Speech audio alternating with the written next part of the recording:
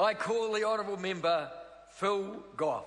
Mr. Chairman, we are meeting here as the House of Representatives at 3:36 on a Friday afternoon under urgency.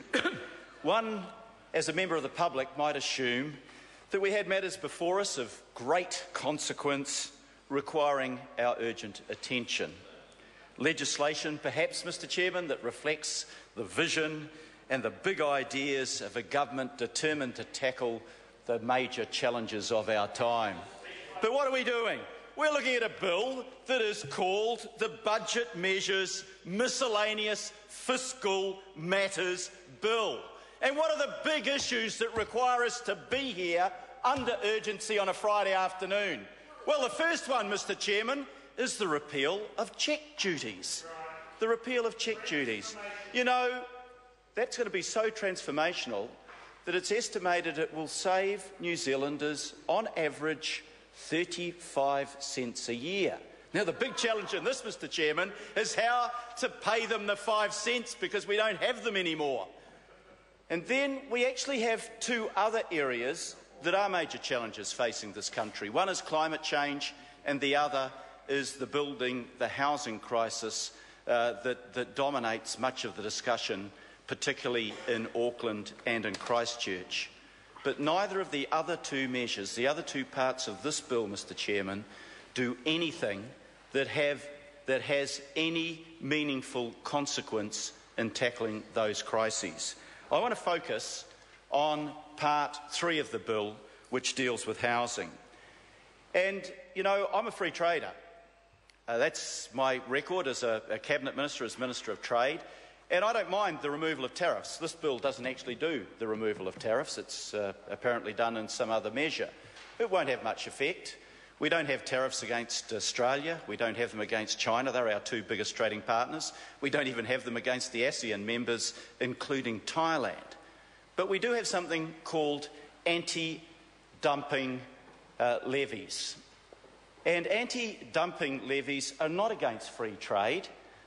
What they're against is allowing a country to subsidise its exports below the cost that they would sell those products in their own country, maybe even below the cost of manufacturing them, and send them to another country.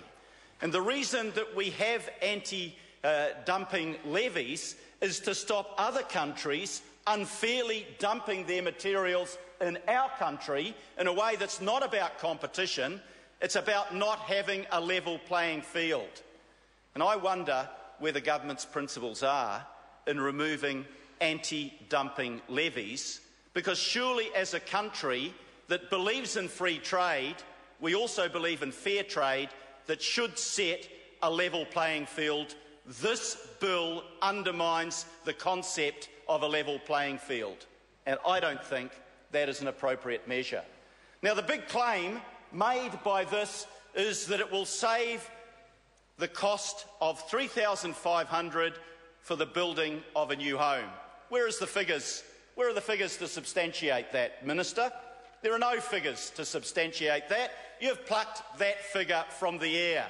How do you know even if a building company is going to pass on any savings that might be made to the consumer?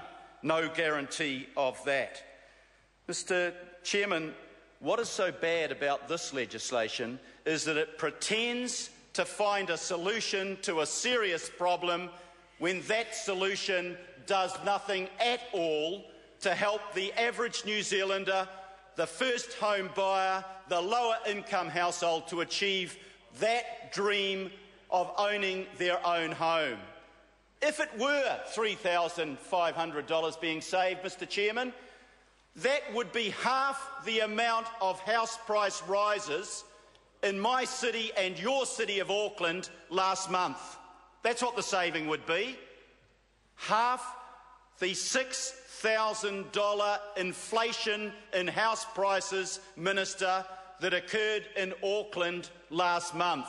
Is it any wonder that our first home buyers have given up hope of being able to save to get into their first home?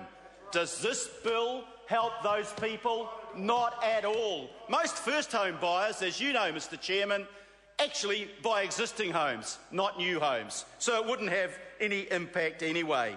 You know, if the saving was what they claimed, it's, Mr Chairman, it would be less than the cost that the people would be paying on conveyancing and a fraction of the amount they'd be paying to the real estate agent in commission. You see, the problem is, in my electorate, house prices since this national government has been in office have gone up by 40% to 700,000. Paul Goldsmith came from my electorate. He knows that it was a working class electorate. A working class electorate with a medium house price is now $700,000, where my kids couldn't afford to buy in that area, even though they're tradesmen on good incomes. That's the problem. How does this bill solve that problem? Not at all, Mr Chairman. What does this bill do about the problem of speculation on house prices? Because every young first home buyer that is out there in the market trying to buy a home on the savings they can make by working hard is faced with competition by speculators. Some of them are New Zealand speculators who can claim the costs of the mortgage off their profits. It's tax deductible, not for the home buyer, not for the first home buying couple that desperately want to own a home of their own. And then there's the speculators from overseas. I want these people on the other side of the House that say it's all about racism to explain to this House why it is that first home buyers in New Zealand should be competing with people that aren't New Zealand citizens, aren't New Zealand residents, don't intend ever to come and live here, but want to make a profit in a country that has no capital gains tax. And John Hayes was with me and others when we were in China. And China is one of the countries that's interested in buying. It's not the only one, and it doesn't matter whether they're Chinese or Americans or British or whatever. But what we discovered in China was this phenomenon where speculators were buying up apartments, relying on an income from the capital gain and not even tenanting their apartments. Thousands, hundreds of thousands of empty apartments, because the attitude there is to buy the apartment, don't worry about renting it out, wait to farm the capital gain, leave the house empty. How does that solve our housing crisis?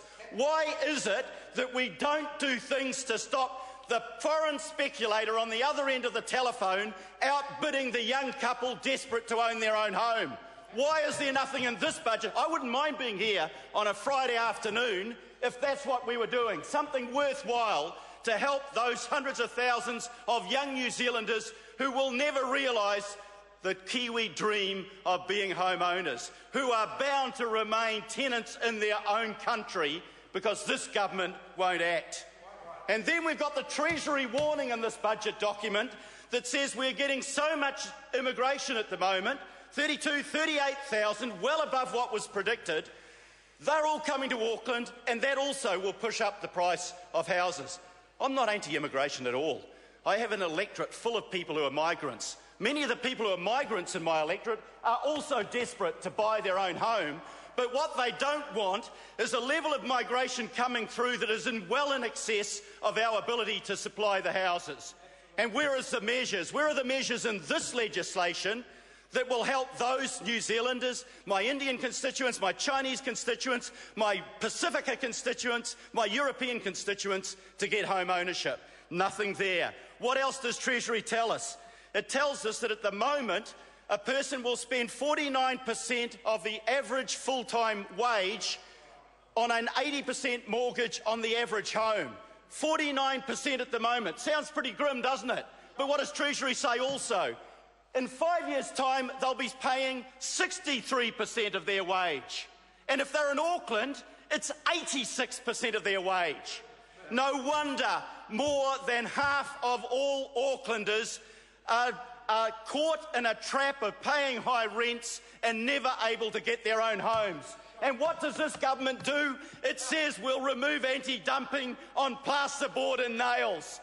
What a government of vision this is. What a government that understands the needs of the people. Why don't these people understand it? Half of them have their own investment properties. They don't understand what it's like for the people trying to buy. They're not even interested in the people trying to buy. Well, I'm standing up here speaking out for those young New Zealanders who I want to give a chance to do the same thing that I did when I was in my early 20s. Buy my own home, work on my own home, live in my own home, have that chance for the future.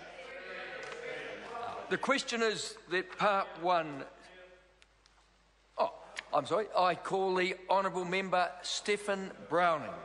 Thank you, Mr Chair.